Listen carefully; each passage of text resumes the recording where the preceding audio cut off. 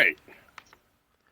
What's up, everyone, and welcome to episode 212 of the Bench Time Podcast with Todd and Brett Wiley. We're live streaming, we're recording, we're doing all that fun jazz. Yay. Yay. Yeah, it's been a couple weeks. Yeah. Oh, shoot. I forgot to hit recording. I forgot to hit record on here. It's all right. We're good. Welcome back. Yeah. We're at episode 212 of the Bench Time Podcast. All right. So it's been a couple weeks, yeah, but we're back, and I still have not figured out how to not do this split screen that jumps back and forth, but that's okay for now. Whatever. Oh. It's all right. All right, we're good. Oh, that. I was trying to view the screen while we're live streaming so I could see comments, but it put my volume up.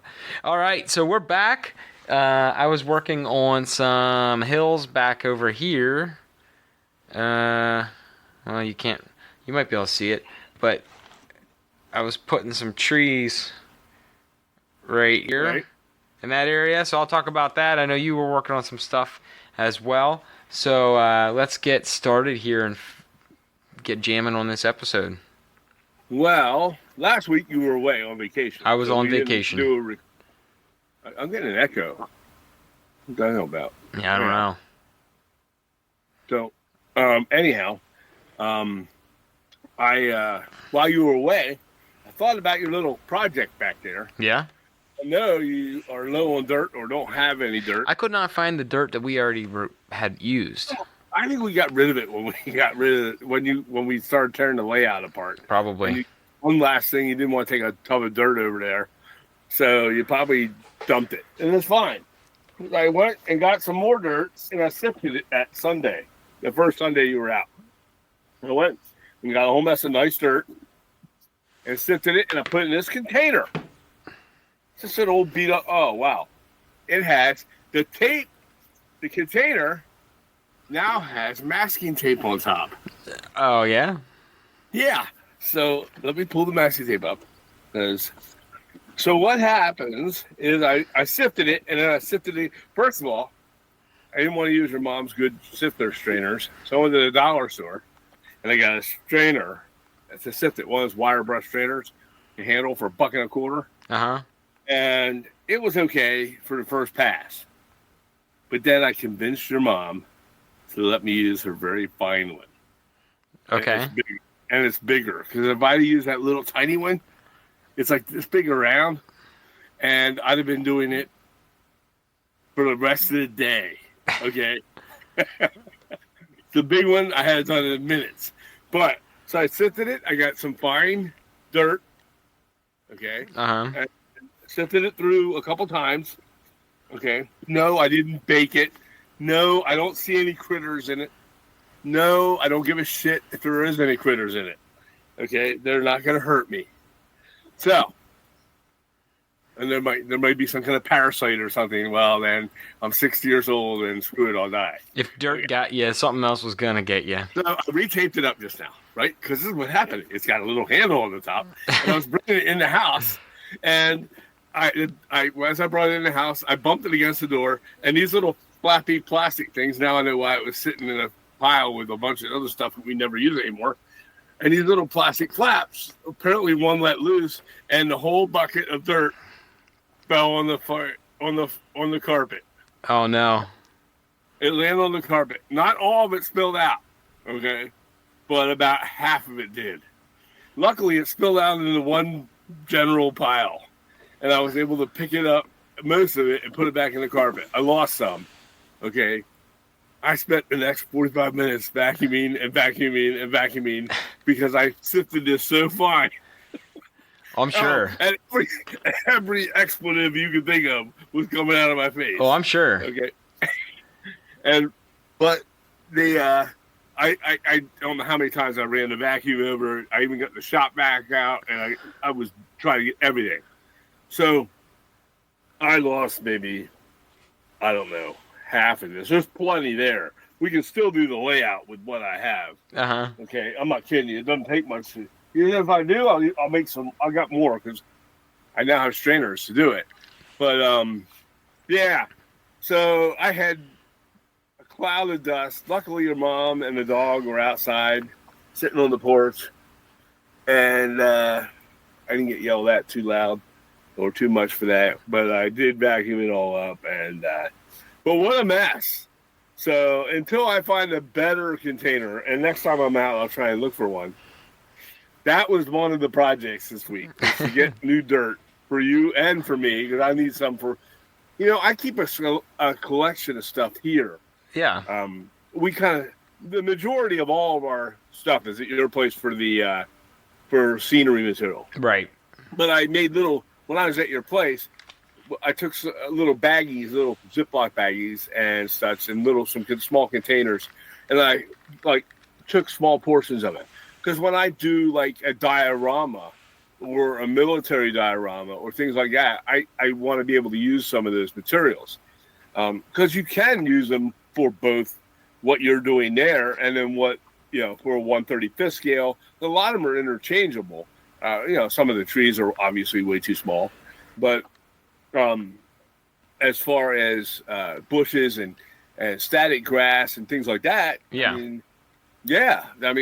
Different clump foliage and things like that. You can use that for the military modeling, or if I do something with a miniature or something along that lines, I'll be able to have some here. So that's cool. I have some dirt now that you and I both can use. I'll get some more once I get a nice container with a dependable lid.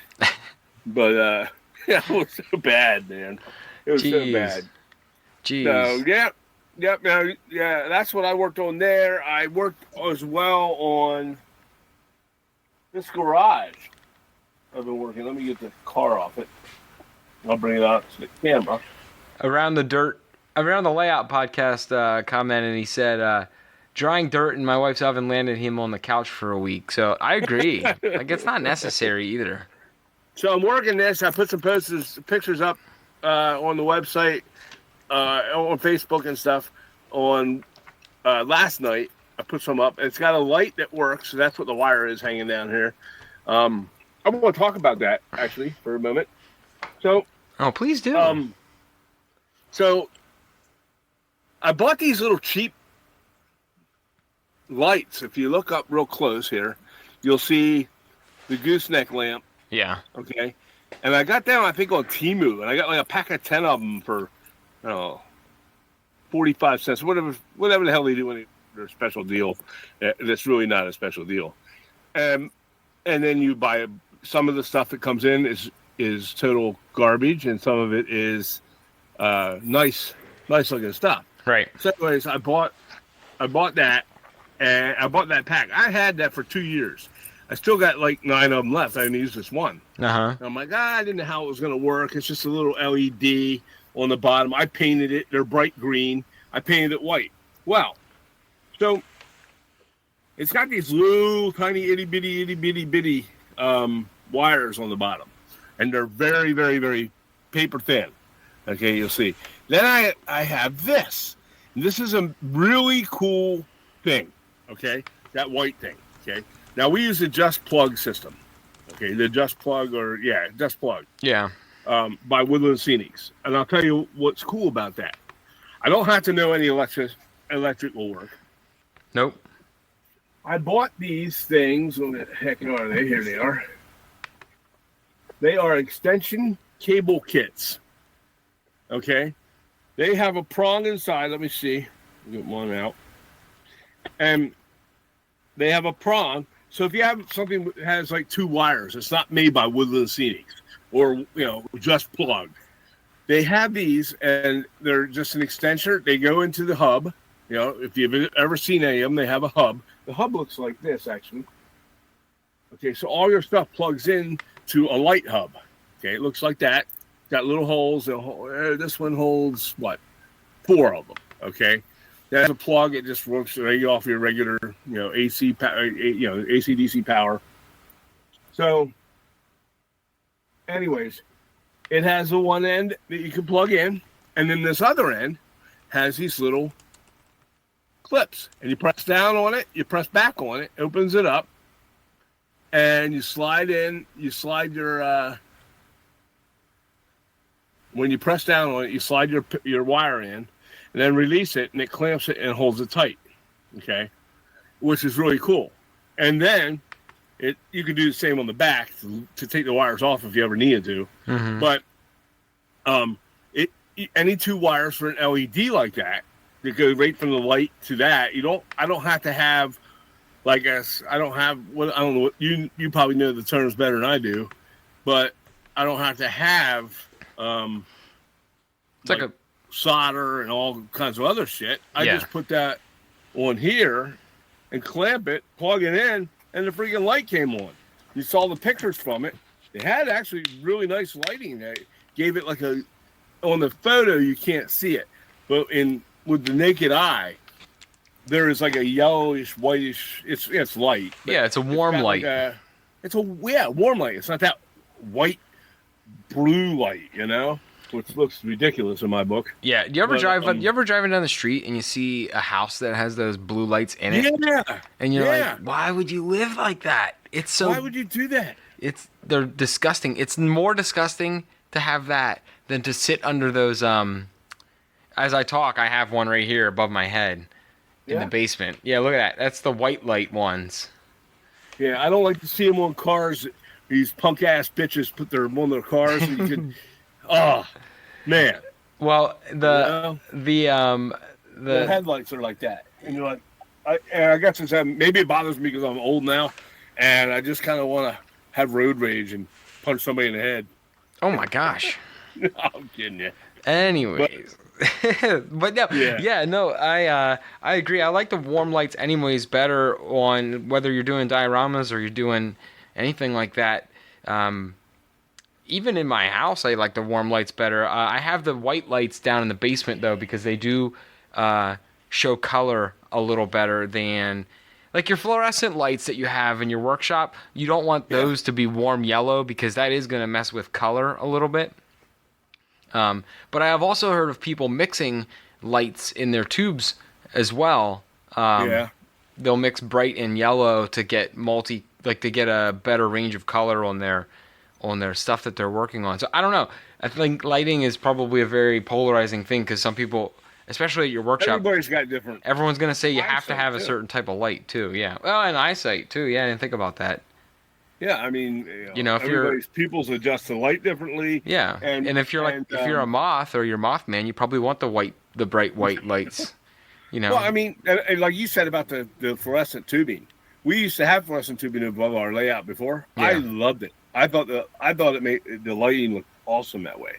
I like that kind of fluorescent tube lighting over my. These are shop lights over my bench.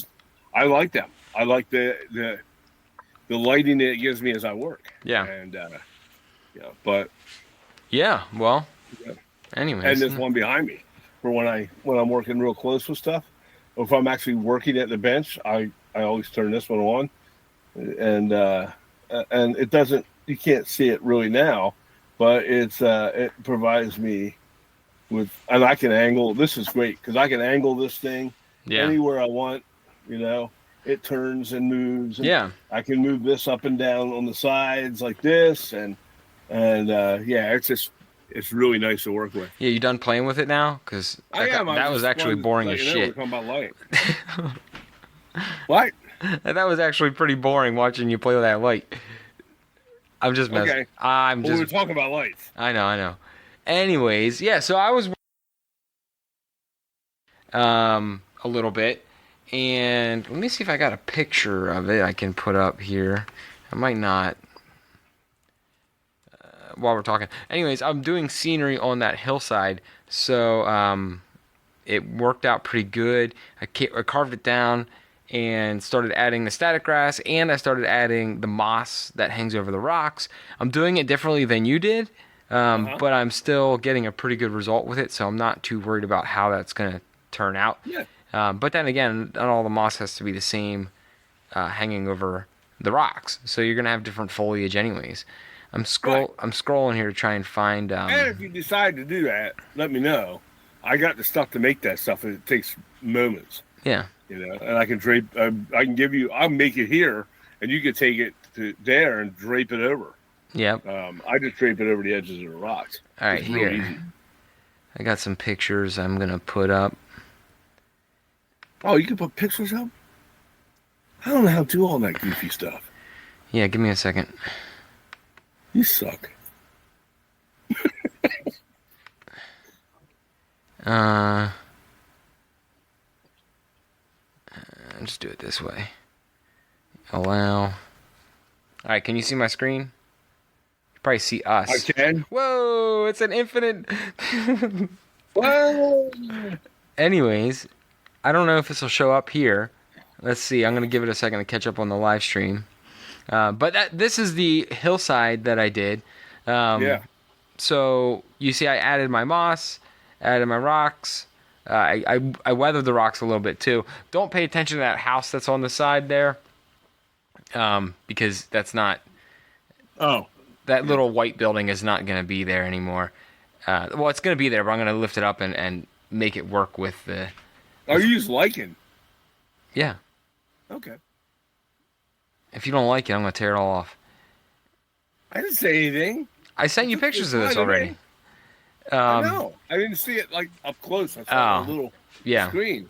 So that's where I'm at now. Yeah. Pretty pumped about the results there. Let me trees too. Yeah, let me find another picture here real quick. I don't want to have to stop sharing because I don't know what's going to come up next because it syncs with my phone. Oh, yeah. You don't want to see those things. Freaking dog.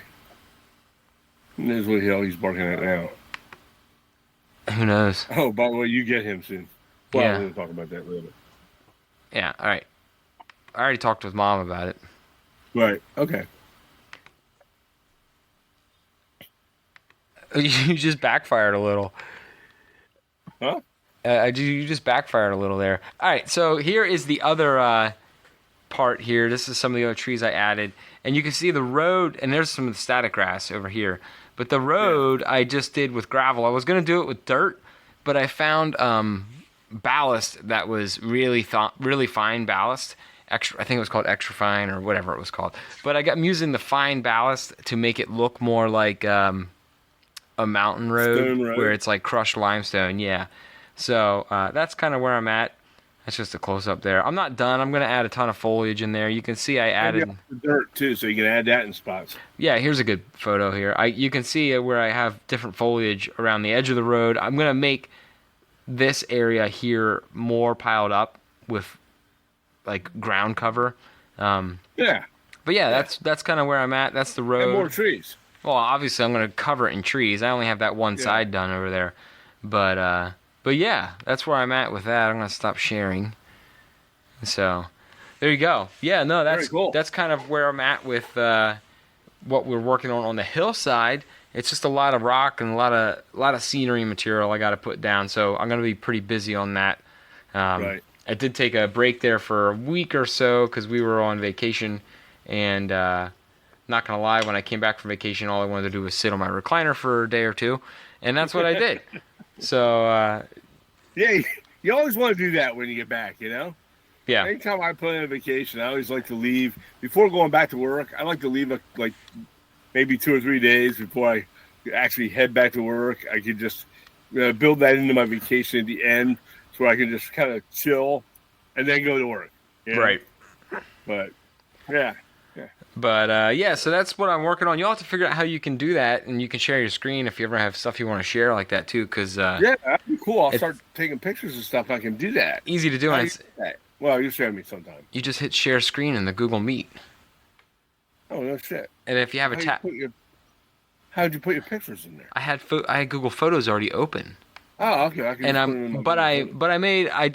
had to be careful because I don't have any like nudes in there of myself, but I don't want to put a picture up of something from work in there. So, who knows? I don't want to hit the next button and have something that's not modeling related pop up, but, I'm going to make an album of photos I want to share on the podcast, and then I could just go in there and we can arrow through them as I'm talking. But that's a lot easier if I take pictures ahead of time, or you do take pictures ahead of time, and we share your screen and just flip through them as we want to talk about whatever we are sharing there. So, anyways, you'll have to figure out how to do that on your side.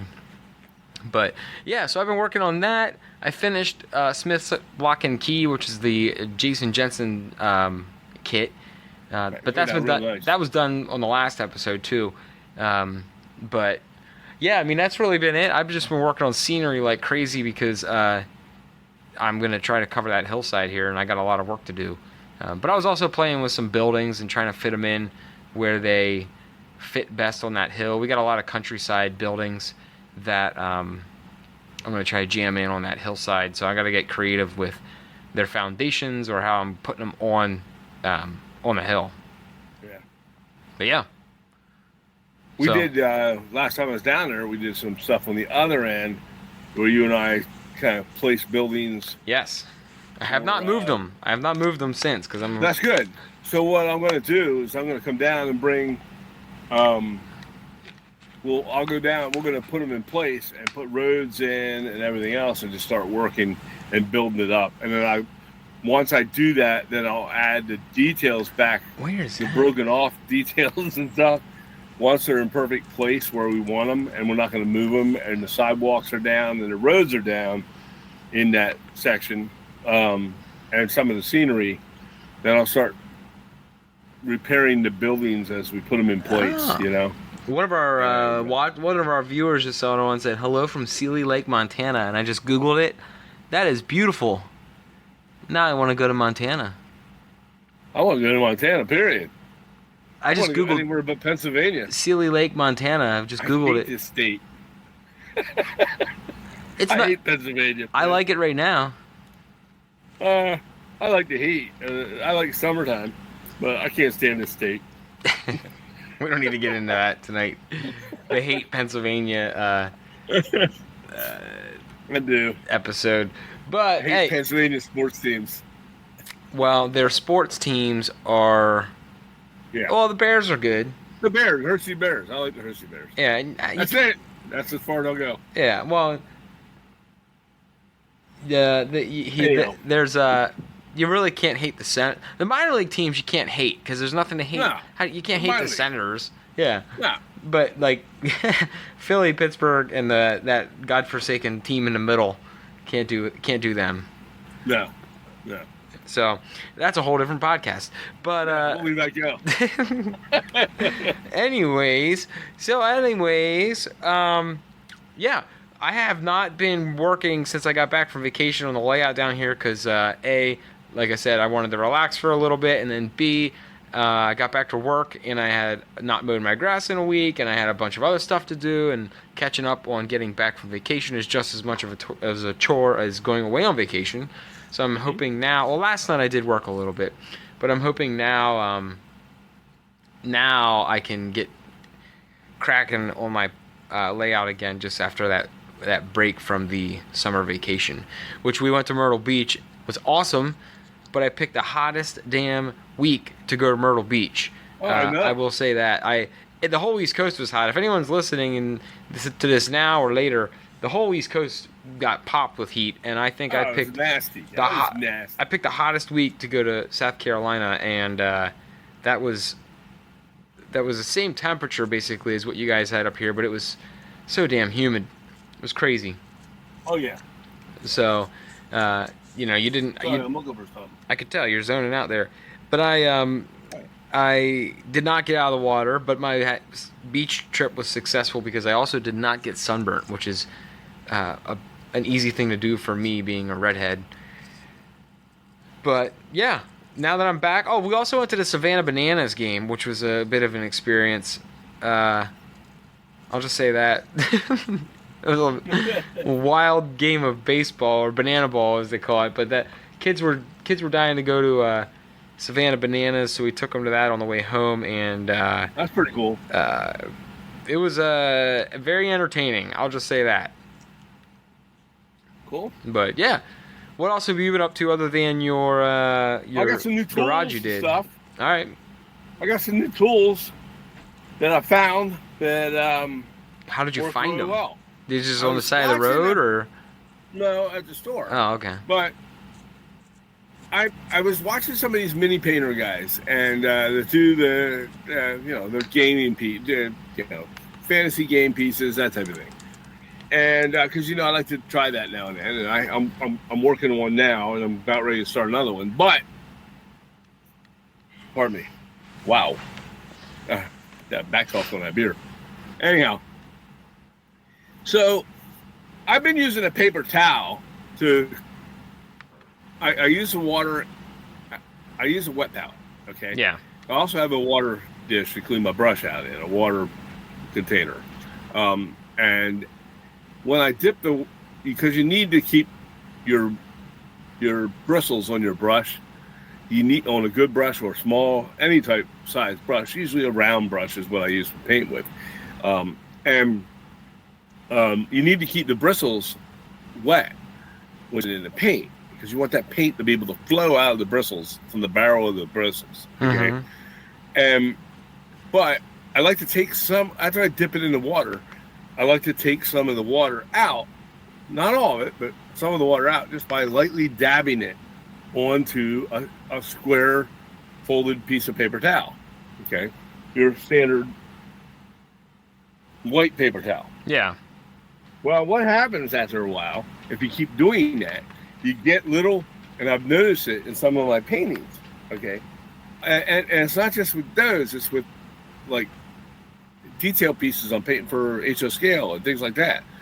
I'm getting little paper fibers that attach to my brush when it's wet, and I'm transferring them to my paint, and then it's been causing a like a texture to my paint, and it doesn't look smooth and well put on. It still looks good, Yeah. to a degree, but you're getting that texture, and especially if you're painting like a facial feature on a 1/35th scale military figure or something like that. When you get on their cheeks, okay, or under their chin, or up here above their eyes, sometimes on their forehead, the big broader areas, you'll see like a bumpy texture. Yeah. Not like okay. Well, I watched the guy do it, and he uses something different than the white paper towel. And he uses these. Oh, yeah. I told you to pick some of them up. Where'd you get them? Towels. I got it, believe it or not, at Walmart. Oh. Okay, I could have got it's Scott's shop towels. Yeah. Okay, it's the same thing they sell at all the other stores. Okay, and Walmart has a good price on them, like $2.99 or something like that for a roll. You get 55 sheets to a roll. Yeah. Okay, so they work great. It doesn't take all of the moisture out of your brush. It doesn't pick up paper fibers. You were telling me about it, too. Okay, but this guy used it, said you don't get the paper fibers with it. He's right. I'm getting a smooth painting out of it, which is awesome. And it does. You don't have to keep using one after another. You just, because they don't absorb a lot of water. Okay, they absorb a little bit of water, about half of what you would normally get out of a paper towel. So it leaves some of the moisture in your brush. It doesn't pick up any fibers except for a dog hair that's on here, and so like I dab my paint on. Yeah. You see the paint spots. Okay, and then when you're done, you flip that shit over, and you got another clean square. Yeah. Okay? Because it's not soaked through this towel. Okay, it's great. I'm loving these things. I'm not using that many of them. Yeah, and they come in a couple different names. You got shop towels, rags in a box, a bunch of different things like that. But they are, I use them heavy on automotive stuff when I'm working on my cars. And I have a roll right here above my workbench on the other side where my tool chest is. But I am going to start using them for my paintbrushes too, just because I just use paper towel, or don't get mad at me here. Sometimes I just take my paintbrush after it's in the water, and I just on my jeans. I just wipe it off on my jeans and then keep going. I don't know why anybody get mad at that. Well, I thought I was waiting for you. Thing. A lot of times, I'll take like paint after I put the paint on, like those have you see the paint marks on that. I'll take, if I don't use that, I'll just use here on my hand, and I'll take some of that paint off, and I'll just kind of like run it off my hand. You'll see when I'm done, I'll have these different colored paint marks on my hand. Okay, but it does the same thing. It takes some of that extra paint out. Right. Okay. without absorbing tons of that paint. So that's the other thing. So once you put the paint on, you want to take a little bit of that paint off. Okay, it's good for that. It's also good for dry brushing. I did some dry brushing with it. Sometimes when you dry brush with a regular dry brush, which looks like, for those of you who don't know, that's a dry brush, okay? And when I use a dry brush, sometimes on the paper towel, same thing. I'm picking up fibers off of it. And here, it's nice because it's not taking all of my paint out.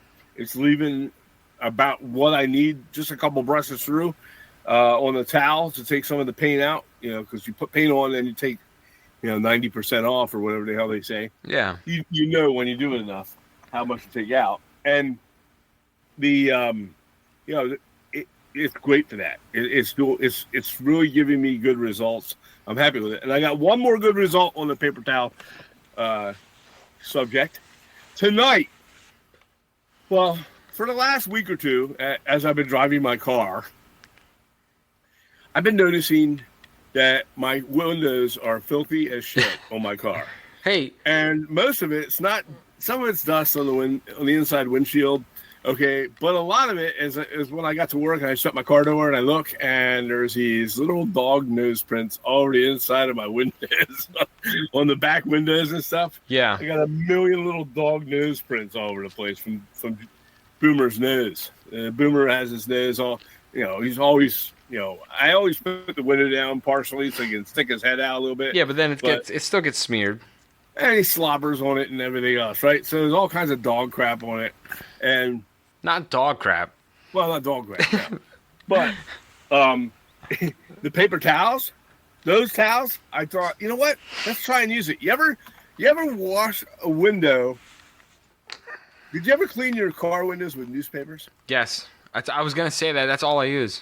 It's a great job. The only problem I'm having with that is anymore, I don't have any more newspapers. Yeah, you know what I use? Newspapers. You know what I use is the guide. I use the guide that comes in the mail like once a week. It's that. You don't even get that shit no more. Oh, I get it. Oh, we don't get it. Mom probably unsubscribed to it because I think you can opt out of it, but I don't opt out of it because that's what I clean my windows with in my car. I let them stack up and wash my car with them. Right. Well, I used to get newspapers from your grandmother. I should probably have her start collecting them again. However, anyhow, I use these blue towels and very little Windex. Very little. Only on the tough spots. And then I just use those. And I only had to use, to do all the windows, I used 3 of those towels. And they're these small squares. Yeah. Did the whole thing. I sat in there and I was like, oh my gosh, I can see. It's like I don't have any windows. You know what else works really good? And not that this is the car detailing podcast, but you can, when you're done, even if you're just using plain paper towels, when you're done, get a wad of dry paper towels that don't have any spray on them after you've sprayed and cleaned the windows the first time, and go back through and just wipe them with a dry towel on the inside, and that'll take that extra residue off too. Because it's a lot of leftover residue that ends up trapping all that dirt and condensation in there. That's what makes it look streaky. Exactly. That's also why it's frustrating that when you clean your windows and you think they look good, and then you get in them like the next morning, they're all fogged up and nasty looking. It always looks good for like the first 24 hours, and then it looks like crap for some reason. And also sometimes when I use regular paper towels, same deal as with the paint. Oh, you'll get little fibers. You get those little white paper fibers all over shit. Yeah. None of that this time. It was so good. I'm going to buy more of these towels. I only bought 2 rolls. I bought a 2-roll pack. I think it was, for the 2-roll pack was like all right. Well, there's another good tip for some tools you can have there. Yeah. So you know what else I love? I love that new. They also sell them at Harbor Freight, any auto supply place that you go to. AutoZone or Advanced Auto or wherever the hell, Joe's Auto Shack or wherever the hell you live. Somebody's got an auto store somewhere. Yeah, O'Reilly's or whatever the hell you go to. Yeah, whatever. Hey, they're gonna have them. Yeah. Yes. All right. Well, that's boring. Now let's talk about something else other than paper towels. So we were talking for 20 minutes I about got paper 2 more towels. tools, though, but yeah, I'm go gonna ahead. quit. Well, I'm gonna do something now. Yeah, I go shouldn't ahead, have done do what I something. just did now Please because do. I need to get my beers getting. I turned this on. I know your mouth's running like a duck's ass.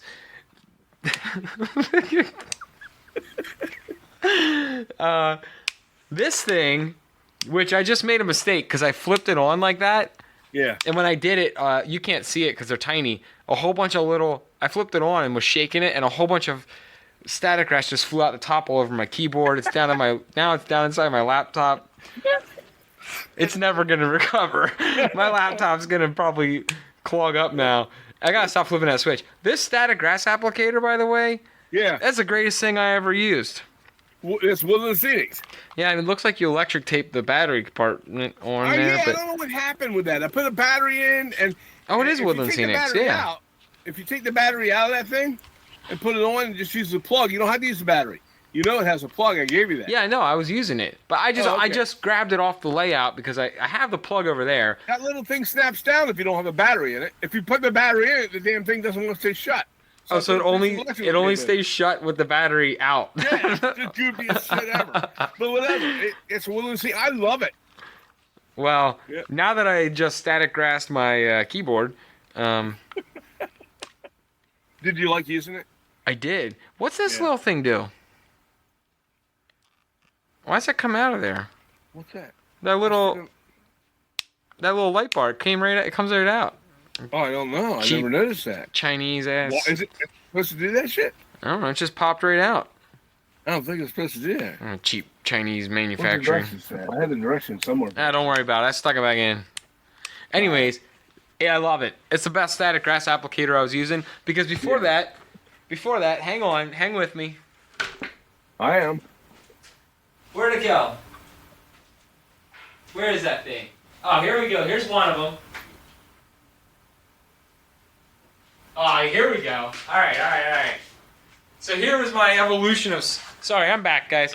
Here's my evolution of static grass applicators that I had down here. You ready? Yeah. All right. So the first death trap I used was this thing. I remember when we bought that. This thing is. Does it still work? Yeah. Oh, yeah. There we go. I saw the spark, man. Yeah. That's cool. So there's this. I mean, and if you're not careful, that'll Fun get to do that, though. that will get you. Yeah, I'll sit here now all night and do this on the podcast. Hopefully they can hear that on the show. Anyways, so this thing, what's it called? The mosquito trap. That's a death trap. That thing is, man. You're gonna zap. If you're using that, you're sure to zap yourself at some point. I kind of want to do it on the show just to see how much it hurts. All right, I'm gonna do it. It's not shocking me. I'm holding the button down. Watch. All right, I'm holding it down. That's weird. Now watch. Sparks. I keep my finger on the button. Nothing. I'm gonna keep my finger on the button. It must be because it's grounded or something. Who knows? Maybe, But yeah, yeah. I can do this all day. I ain't gonna kill any mosquitoes at all. Well, I shot myself on the. What if I do this? No, I'm just kidding. I ain't ballsy enough to do that. So I went from that. Now, don't get me wrong. I'm not gonna say anything bad about the knock one. Right? The knock one worked awesome. It worked for a great while. until this started to come apart, and we had to put Gorilla Tape around it because it was all loose and spinning. Yeah. And then the other problem with the knock that I learned, and I'm not going to do this with the Woodland Scenics one. Well, we had a wiring issue with it. I was think it's at the Air Force Base. And Yeah. the airmen that are Oh, that still technicians works for too. air technicians. They did a whole soldering job on it and everything. Oh, that's putting static interference on my screen. I'm not doing that anymore. Yeah, well, touch that thing with your finger. I did one time. I'm not doing done that. that. I'll touch that fly swatter. I ain't touching this. And especially after those guys rewired it, it was stronger. Yeah.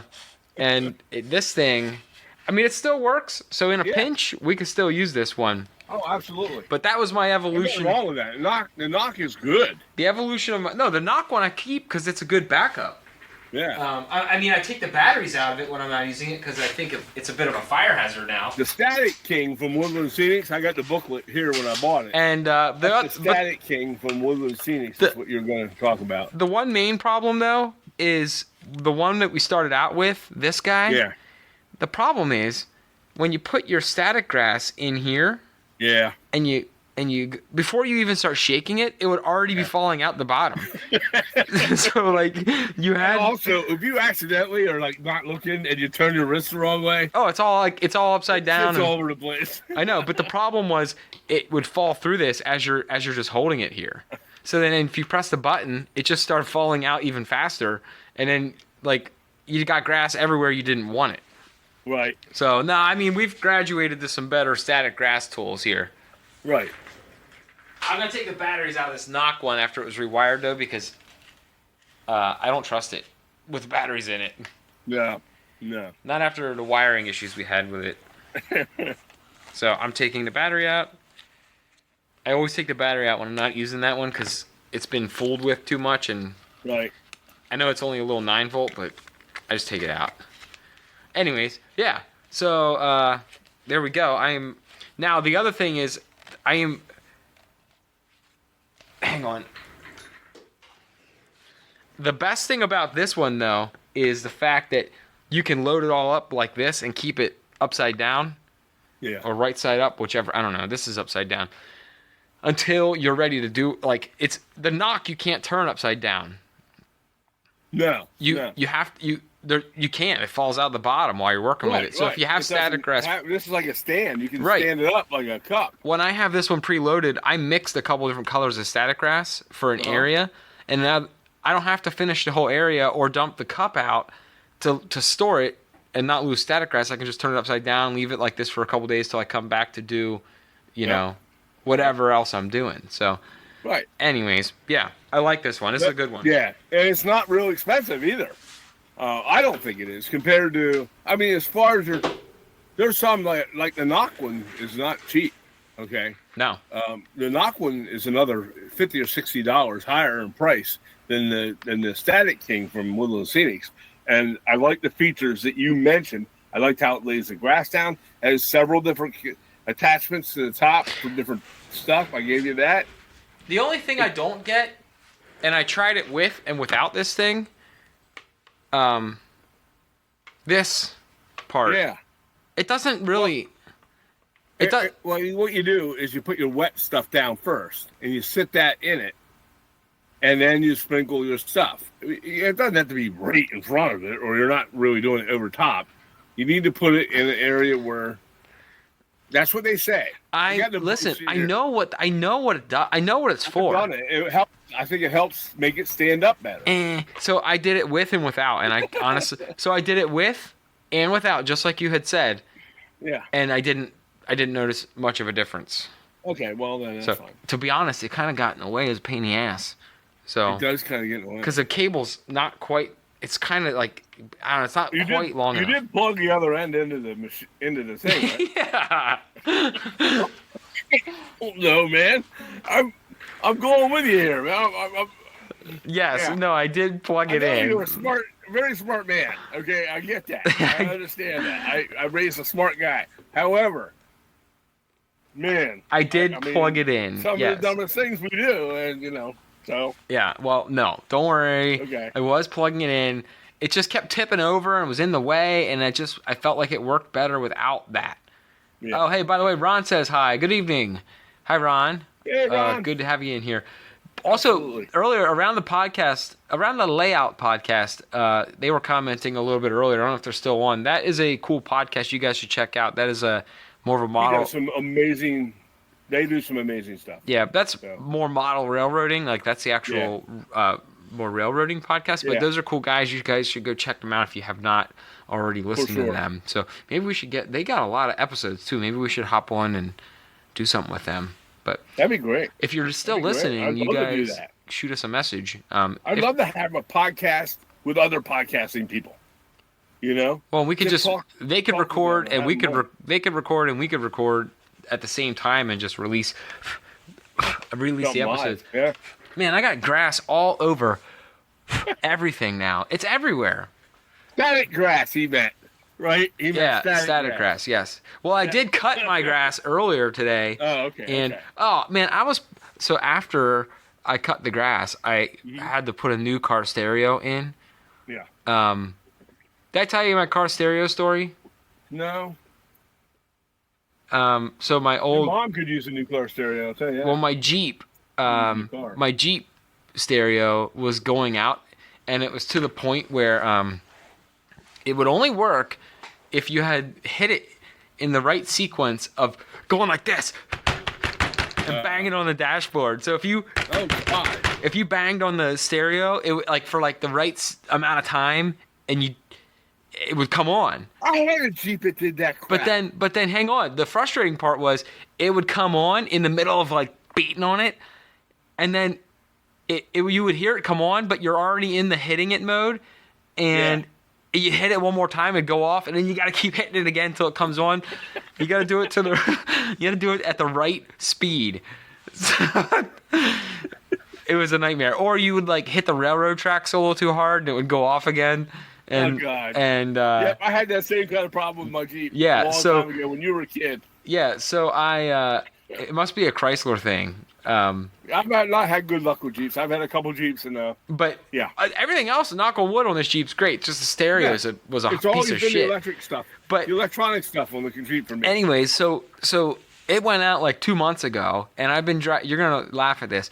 I've been driving around with a little JBL clip Bluetooth speaker clipped to my gear shifter that I turn on every morning and just play my music through this tinny sounding little shitty Bluetooth speaker in my car. And if I was on back roads or going under 50 miles an hour, I could hear the music or the podcast I was listening to. But if I went highway speeds, there was too much road noise. I couldn't even hear. The speaker was so bad that the road noise would outpower my speakers. So I finally had enough of it, and I bought a new stereo, and I put it in my car after mowing the grass. So came home, mowed the grass, put a new car stereo in, and came here. I don't know. I turned it on. It worked. I turned it off. I came over here to record the podcast. Oh, okay. I just turned it on and made sure it worked. I turned it off, and I came in here. How long did it take you to put in? Maybe half an hour. Oh, okay. But yeah, no, it was a great time.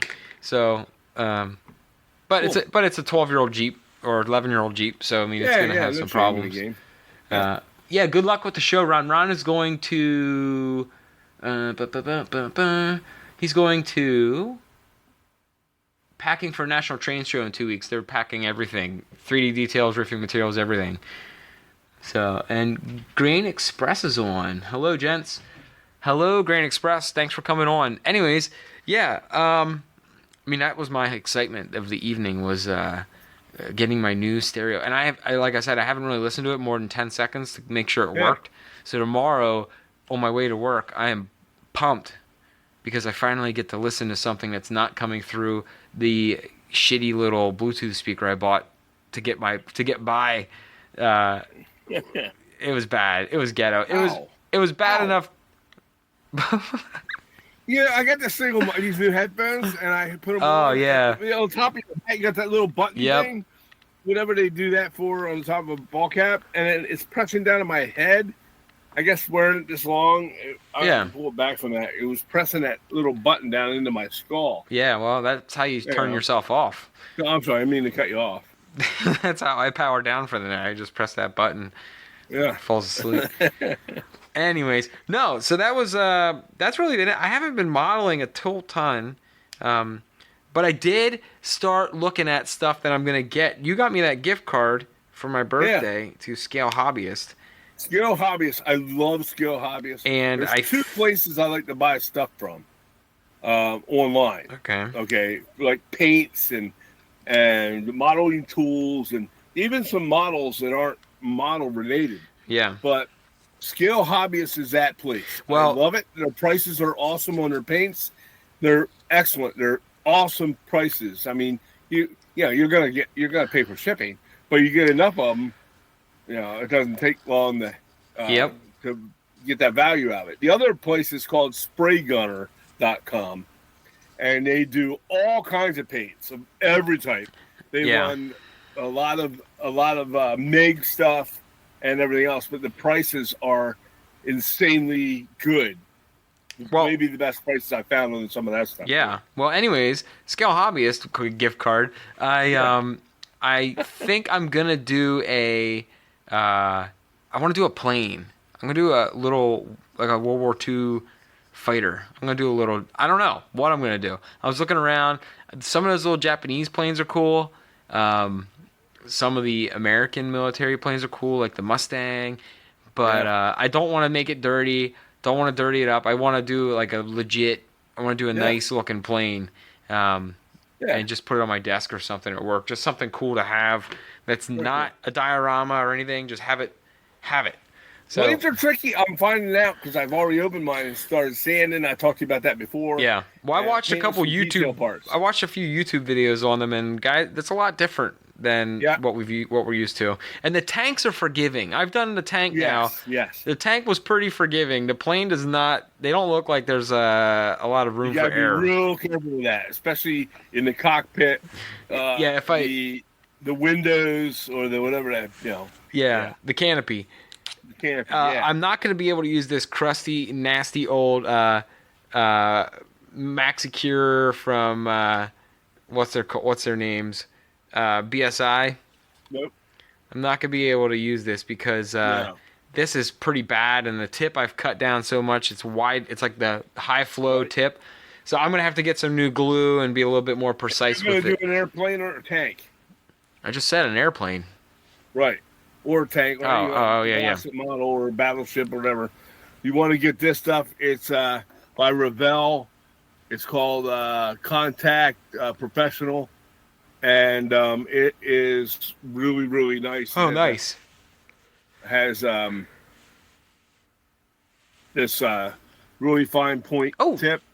Okay. There we go. And then it does the it's basically modeling glue, except you put it exactly where you want. You don't overdo what you want to, like it's not like the tube modeling glue. Yeah. You do not want to use that shit at all. You either want to use this or you want to use the stuff from Tamiya in the model glue paint. Yeah. Okay. We're Mr. Hobby. So that's cool. I think that's cool if you do a plane. Yeah, there was a couple cool ones here. I have them saved in here. The Corsair was a cool plane that I was looking at. And what was the other one here I had saved in my favorites? Where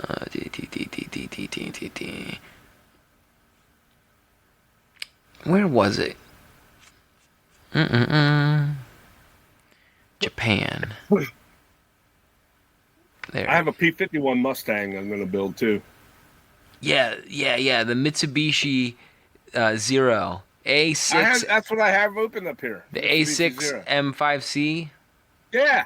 Oh no, mine's the A6 M5A. Okay. Well, I mean, I wouldn't be able to discern the difference, anyways. Me neither. I was trying to figure them out when I was watching videos, and yeah, they all look the same. The other cool one on here was the Claude, the Japanese Zero Claude, because it was like really stubby looking. I don't know, it just looked neat. I part of me wants to say I want to do a U.S. ship or a U.S. plane, or one of the Allied planes. Yeah. But then it'd be cool to just do like I don't know, it'd be cool to do a Zero. I don't know why. Yeah, the Zeros are pretty cool. I just don't want to do like it's a paint scheme on them. Yeah. Yeah. I don't want to have a cool paint scheme. It's too bad we had to blow them up. And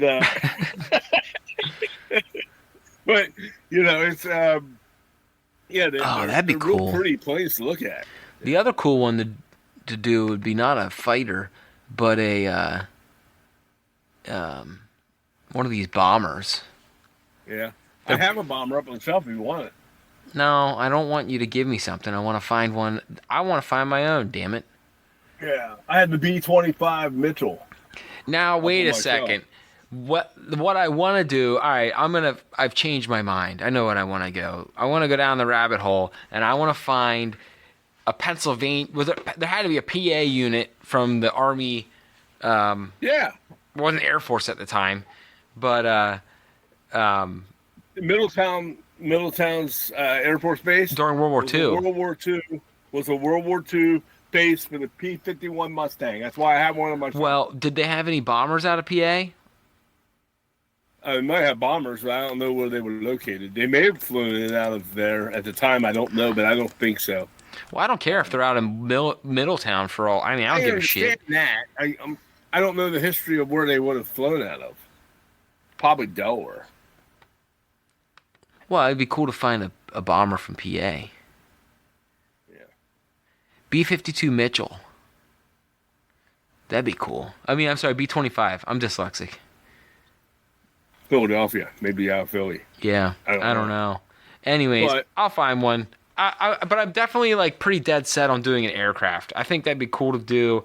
I don't have to, I could sit at my desk at work and like when I'm bored and like play with it. No, I'm just kidding. But no, I think it'd be fun. It'd be different to try. It'd be challenging.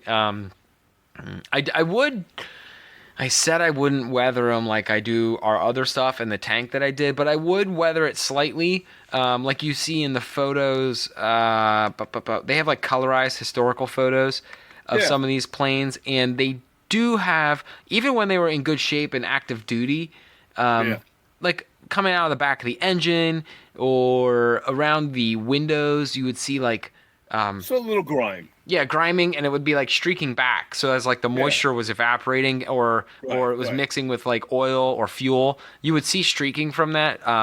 So I want to do that very, very faintly because I don't want it to look like it just rolled off the assembly line, but I want it to look very well taken care of, like it was There's in 1,000 guys on YouTube that'll have. Oh, I've been watching them.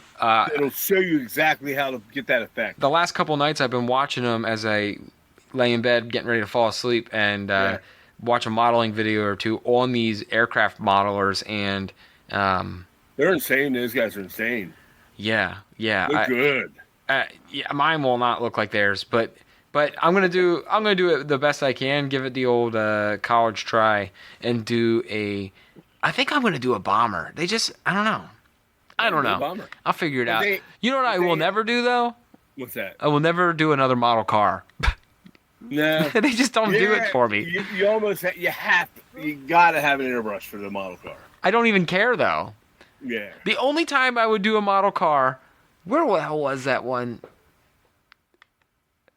I saw. And not only that, anytime when I was younger and I used to make model cars, I don't know, it just seemed like the wheels never went right for me. You put it all together and it's just. Pieces would just start falling out. I never had good luck with cars.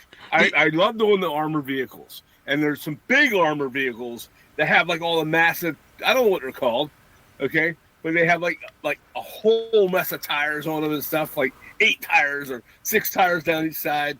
And they're big and they got a real fancy gun up top. And striker vehicles. I love those kind of special, unusual armor vehicles. Yeah. I'm going to try one of them sometime. I was going to say the only car that would be fun to do is if you got one that was like like these chopped ones. Yeah. That are but here's the thing, I'm not a car guy either. Like I'm not either. I don't give a shit about cars, but it would be cool to do like one of those like the chopped cars like this. The Ford Model T chopped, where it's like the engine bay is exposed, and you could do it like you see, they're in good shape engine-wise, but they're like rusted out, like on the outside. They do it on purpose. Yeah. Guys will buy them like now, and they'll make them look that way. But again, I'm not a car guy, so the other problem is like I get excited about researching a Japanese Zero or researching a bomber or researching something and figuring out, what I'll do is if I find a bomber or I do a fighter plane, I want to pick a specific one I find a photo of, right? Mm-hmm. And then copy it. Like if the pilots did some, cause they always have some little flair they've added where they're counting up bombing missions or they're doing whatever. I want to put that into it. Right. But what doesn't excite me is researching a 1971 whatever Chevy Nova, Ford Pinto, and a Gremlin, and doing like a car. I just don't care. I don't care enough. So and the thing is, there's car people out there. They love that stuff, and they're all into that. And that's cool.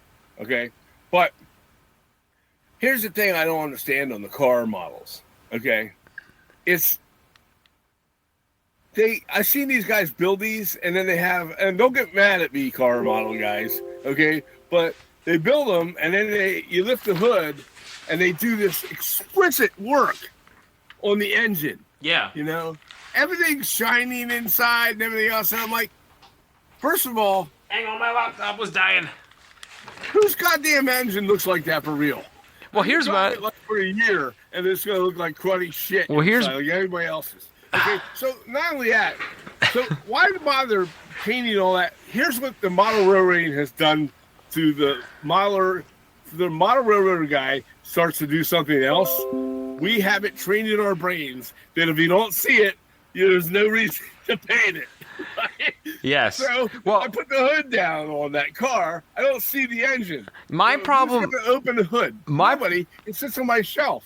My other problem with it. Nobody's gonna open the hood on my car. My other problem with them is the seats never not look like plastic. I'm sure someone out there does seats perfectly. There's guys on there that make it look like real seat leather. I'm sure they do. But every time I've done one, it just looks like I painted them brown plastic.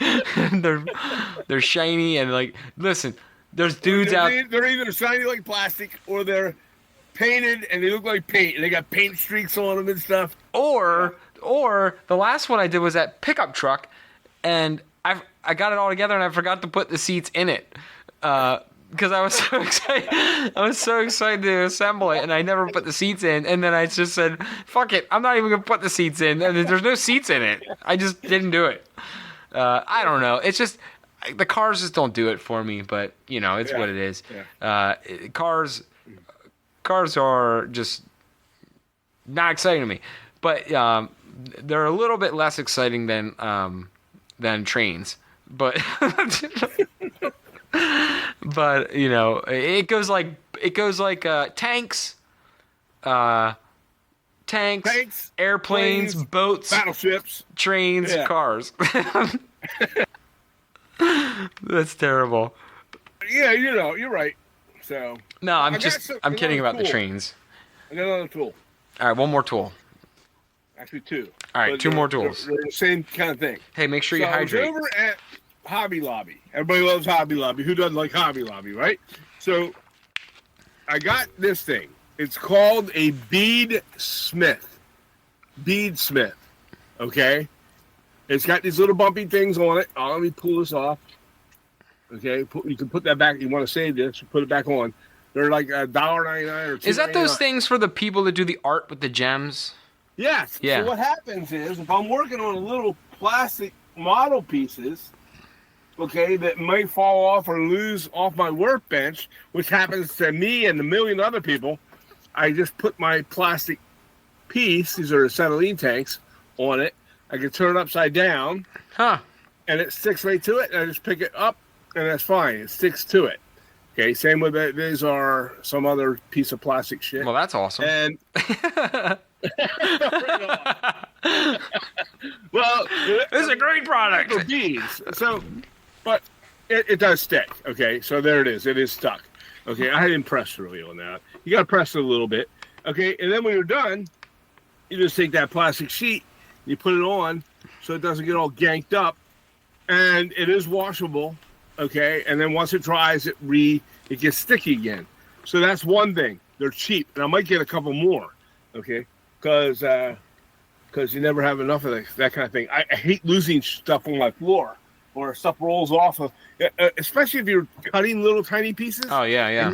And you have them laying all over your workbench, and you sneeze, and the stuff goes all over the place, right? Yep. Well, now I'm not gonna have that issue, hopefully. Then I got this. While I was there, this is called a jewel picker. Okay, not a nose picker, a jewel picker, and it has two ends. It has one end that has a green thing on the end. It looks like it is sticky. Okay, it's the same kind of thing, I think. Okay. Okay, and it allows you. Now, it's not going to pick up heavy things. Okay, but for example, let me find something light again. If you're cutting acetate Well, that too. for a window. Like I say, a little tiny part, plastic part. You want to pick it up.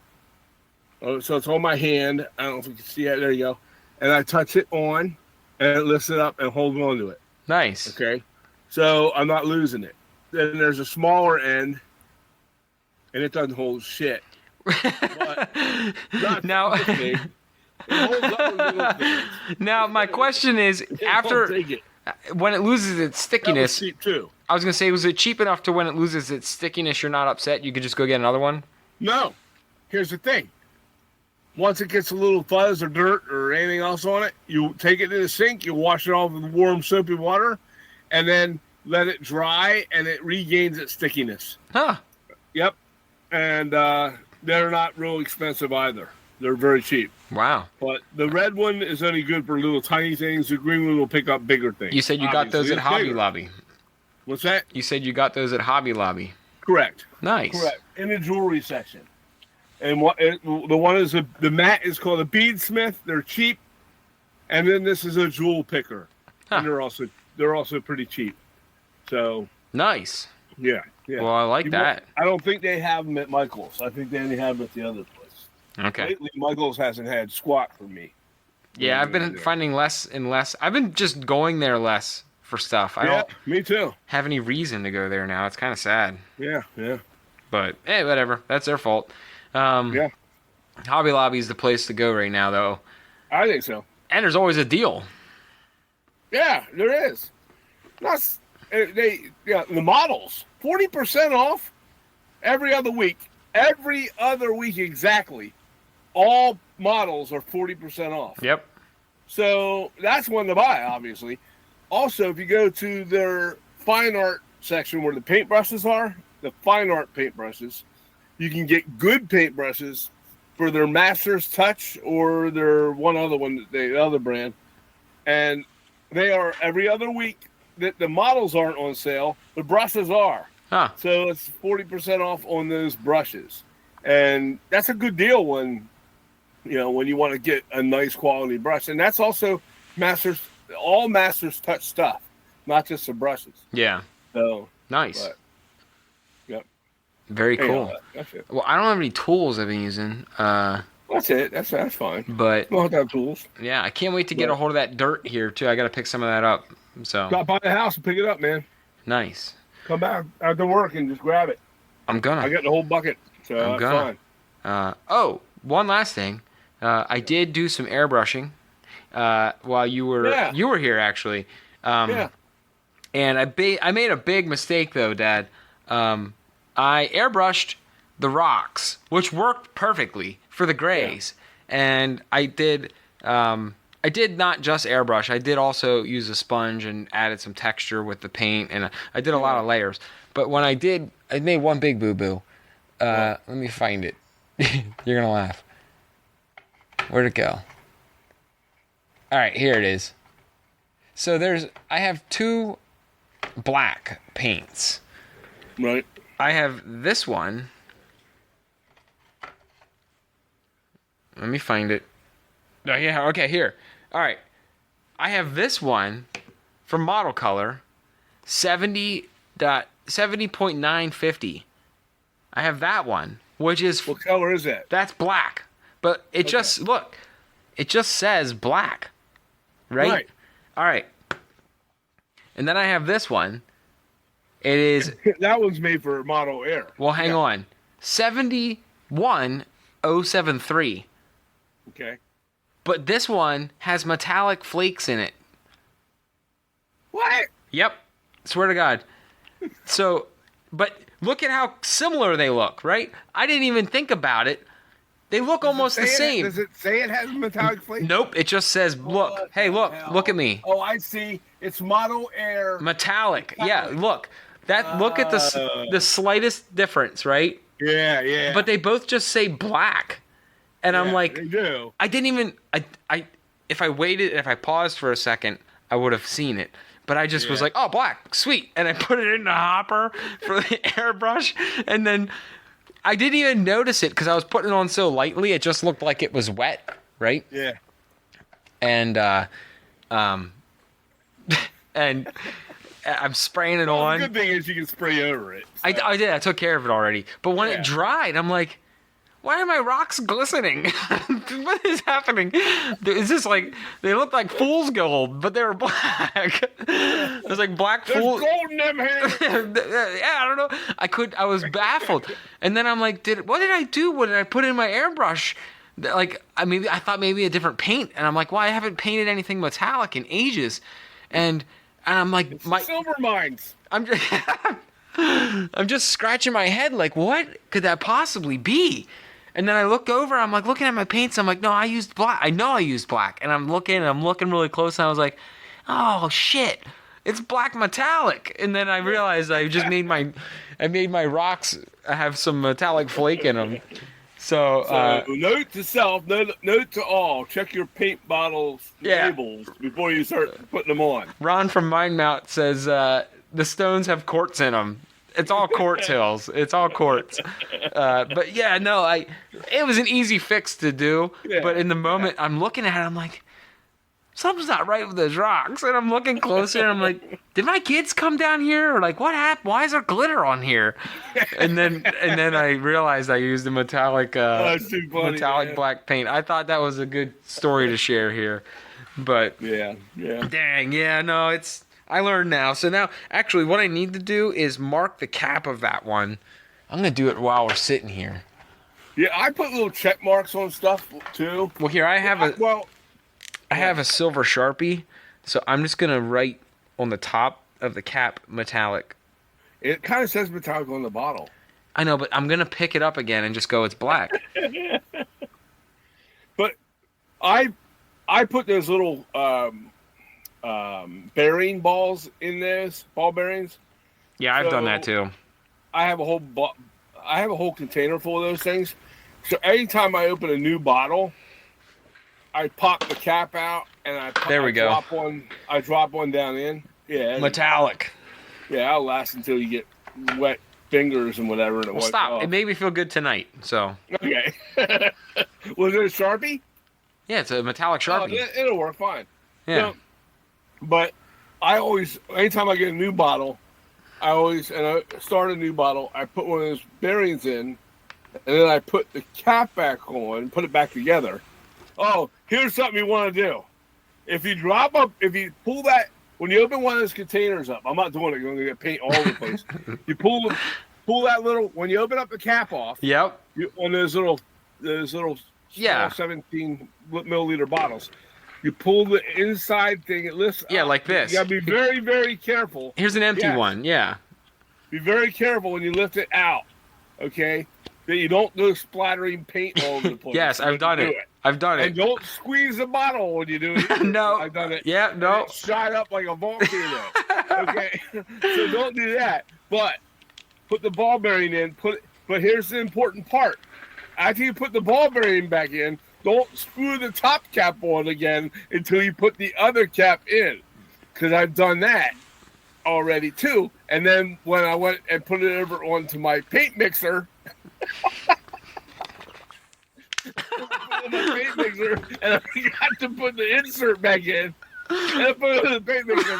God, thank God I had the cap on, right? It starts coming out the cap? But when I took it didn't come out the cap. The cap's closed, right? But when I unscrewed the cap, it came out like rain. And it was red paint. It was called blood red or something like that. Oh shit, I lost my gum. I thought your tooth. I thought you had a tooth just fall out. Not this time. So, but it's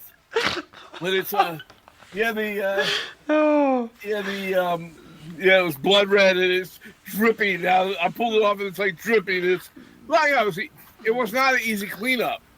Okay, there's several paints that you don't want to spill. Yeah, okay? Blood red, blue, and green. Red, blue, and green are the hardest damn shit to clean up. It's hard to clean out of your airbrushes. Those three colors are a pain in the ass to clean out airbrushes too. Yeah. But yeah, it was red. It was on my cutting mat back here, and oh man, thank God that. Yeah, always remember to put that little insert back in so that does not happen. You still get a little paint that it's always going to be in that cap, but not much. Yeah. You know? Yeah. Anyhow, that's a funny story there. That's a good one. And like I said, I thought your tooth fell out just now. That's messed up. Well, I didn't know. I just saw this white thing falling out of your mouth. Yeah, well, too many hockey games. Oh, so, man. There you go. Alrighty. Well, I think I about wrapped up for the night. Yeah. Yeah, no, this is a good one. I don't want to wait too long for the next one, so we'll probably be on in a week or so. I just had a long break there because I was away and then busy before that. So we're good to go. I'm going to be working on this hill, so look out for some pictures from that. Yep. Cool. You good? Yeah, I'm good. All right. Time is fun time of night. So awesome.